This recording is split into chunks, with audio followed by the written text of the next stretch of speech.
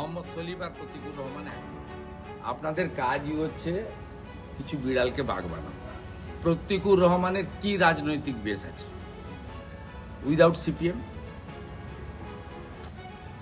এ তো প্রমাণ হচ্ছে প্রতিকুর রহমান ডায়মন্ড হারবারে কেন লড়েনি, স্যারেন্ডার করেছিল। এই চুক্তিটা তো আজকের নয়, 24 সাল থেকে চুক্তি হয়েছিল। প্রতিকুর রহমান কে? প্রতিকুর রহমানের দম আছে।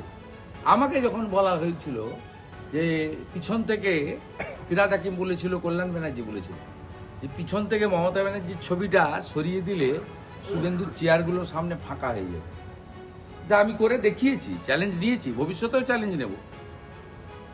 ভবানীপুরে ওনাকে হারানোর দায়িত্ব আমি নিয়েছি। প্রতিকুর রহমানের দম থাকলে লড়ে দেখাবে না। তিনি তৃণমূলে যাবেন বলে এইসব কথাবার্তা বলছেন। আগামীকাল তৃণমূল কংগ্রেসের পতাকা ধরবেন, এটা অনেক আগে থেকে আমি জানি। এই বেটা ফাঁদে পড়েছে। এপ্রিল মাসের পরে এর কোনো নাম গন্ধ থাকে